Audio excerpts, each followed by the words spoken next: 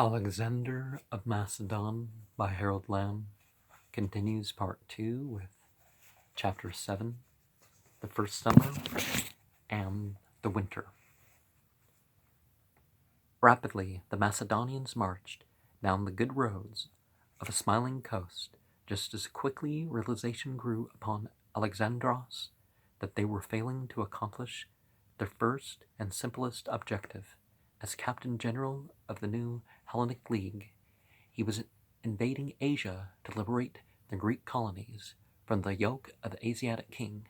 Well, it seemed that the Greek colonies did not want to be liberated.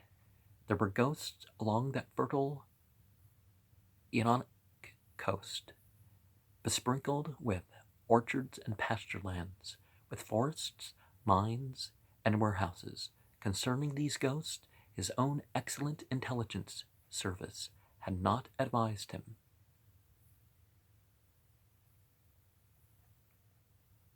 He found them both intangible and difficult to exercise.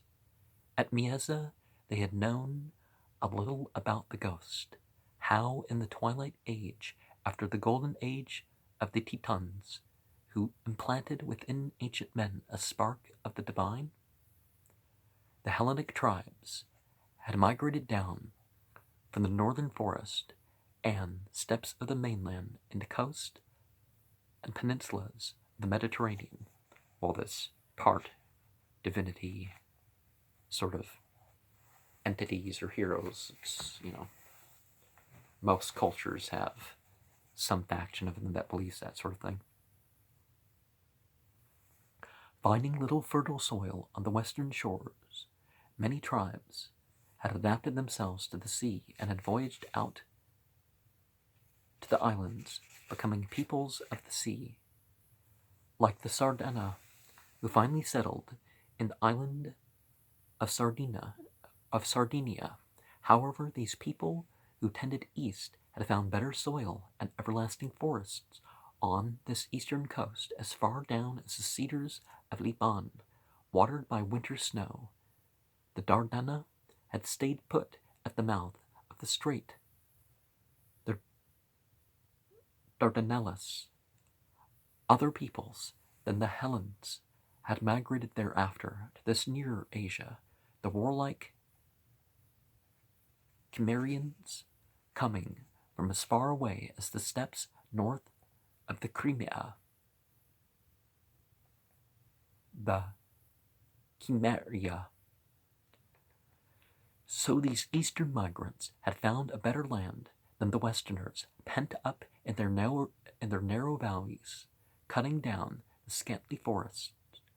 So the slopes soon became bare of trees, and soon exhausting the rocky soil of the Greek peninsula, the inhabitants of the Greek polis had begun to migrate over the seas to found colonies around the perimeter of the Mediterranean, and especially upon the sunny Ionic coast. Here, as the Macedonians soon discovered, a great variety of crops could be grown, more than the meager olives and wine grapes of Greece proper. Here was the fine clay, ready for the potter's hands, and hard-worked timber growing beside the shipyards. These colonists lived better than the populace of the mother cities. They no longer cared to be citizens of Corinth, Thebes, Sparta, or Athens. They held themselves to be citizens of the new Ionic cities in Asia Minor. Traditional dates of the Hellenic expansion are arrival along the coast, an extension to the islands with the peoples of the sea about 1400 to 1100 BCE, with the siege of Ilium, western Achaeans versus eastern Hellenes. Towards the end of that period, Homeric poems, 800 BCE, historical extensions of Western Greeks by colonization, 750 to 580 BCE, World Wars I and II, the Persian Wars, 499 to 479 BCE, Civil Wars, Peloponnesian Wars, 460 to 404 BCE, Philip's campaigns to control the Balkans free of the Macedonian coast and gain supremacy among Greek cities 357 to 336 BCE, Alexander's crossing into Asia 334 BCE. Alexandros had brought with him pilot sketches of the intervening sea, the Aegean. But here, on the eastern shore, he was surprised to discover how close he was in time to the mother cities. A fast sailing galley could pass with a good wind from Asiatic promontory to Athens in 30 hours, whereas the fastest marching Macedonian regiment could not reach Athens by the land roads in a month. Again, the sea here was so besprinkled with island chains that at one point sailing craft could hop, skip to Athens, keeping always within sight of land, there being no more than 25 miles in the widest gap between the islands of the Cyclades chain. Some of these islands of the Aegean, like Rhodes and Lesbos, had developed mighty cities that were new wonders of the world. All in all, these colonies had grown up and become fecund, hostile to the barren mother cities, having possessed themselves of all the good harbors along the coast, finer ports than the narrow anchorages of Greece proper. They had become terminals for the trade originating within the vast hinterland behind them. Caravans from Armenia and Mesopotamia disgorged their precious goods at these seaports. The shipping here, roped in masses and with prows against the quays, belonged to the seafaring Asiatic Greeks. Goldsmiths who had emigrated from Corinth found a greater supply of the rare mineral here. The actors at a port, like Miletus, played to bigger audiences than at Corinth's theater. The ghost of those half-forgotten migrations haunted this Ionian coast. Here, too, was a fulfillment of one of Aristotle's requirements for an ideal city: a prosperous aristocracy with leisure time to study. Slaves from the interior did all the rougher work. Mercenaries supplied the garrisons. The Ionians had developed a leisure class, highly educated and dwelling in marble villas in cedar-lined gardens set into the cool hillsides. Women of this class, like the legendary Semiramis, often ruled the cities. They entertained the Macedonian officers at luxuriant feasts, served by deaf slaves to the music of harp and flute. They liked to quote Aristophanes' satirical verses. They kept their inner thoughts hidden, and they had traditions of great wealth-producing kings. Midas, Croesus, Gordius. They could gamble a dozen talents upon the throw of a dice. Their women shone with garlands of match pearls and jasper chains.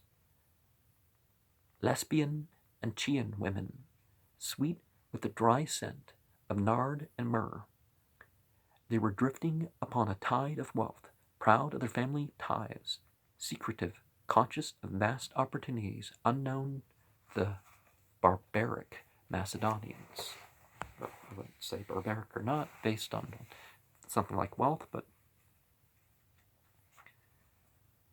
while the aristocrats of the seaports still spoke classic Greek, some of the inland folk had forgotten it, and along the waterfronts a new trade talk vernacular, the Koina, had developed. These Easterners had only faint hostile memories of the glories of Marathon and Salamis. They agreed courteously that a united Greece, a revived and powerful Hellas, was desirable to join together all the Achaean world. Free democracies were a splendid thing, no doubt, yet they were vitally concerned with their trade, and this came from the hinterland, ruled by the great king who imposed no greater hardship upon them than the presence of his tyrants. Greek officials who served him the payment of a light tithe and possibly the service of their warships at intervals. Now, some kings and stuff did treat people better than people would expect of so-called democracies and former republics and that sort of thing. But it matters less the form of government as what the people being ruled have decided to allow, and what those over them, perhaps more free to decide on an individual basis, have brought about.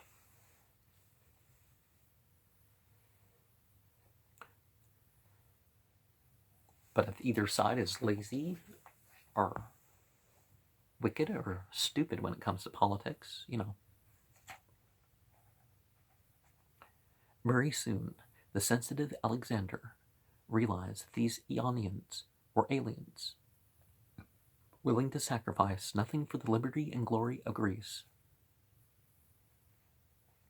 Well, if they were going to defend themselves, but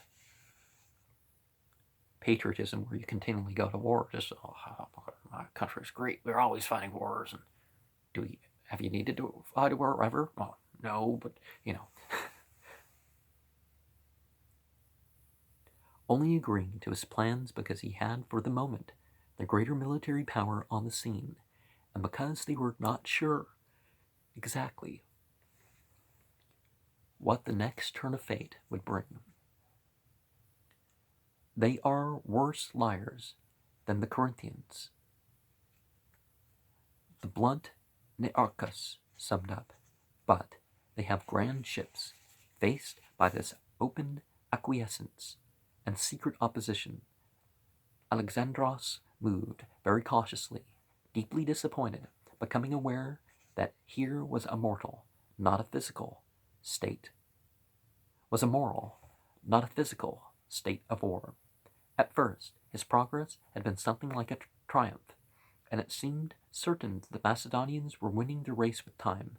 Sardis, the terminus of the eastern post road and headquarters of the Persian administration, had sent out its counselors to welcome the Macedonian with flowers and songs, the garrison having fled with the Persian tyrant. He had been escorted within its triple walls to the summit of the citadel. Wishing to set up something of his own here, he had arranged for the building of a new memorial temple, and he had left Sardis the richer for the contents of the Persian treasury. At Ephesus, the hostile garrison had taken ship. The Greeks improvised a democracy happily on the spur of the moment, and Alexandros surprised them by turning over the revenues to the temple of Artemis, for which he had a friendly feeling, the old one having burned up his birthright. Aristander the seer, who was now approaching his old home, assured Alexander that the omens were excellent. Cities were setting up triumphal pillars, inscribed with their new accord, and with the captain general of Hellas, he was careful to levy no impost on these cities, and they were free, he said, and meant it. Now, the seer is not really, obviously, looking into the spiritual. It doesn't sound like, looks like he looks at physical things and, oh, yes, But as he pushed south, he began to meet with delay. It seemed as if these Ionians were more concerned about bargaining for privileges than in planning for their new liberty. Certainly no volunteers of any account joined the Macedonian army.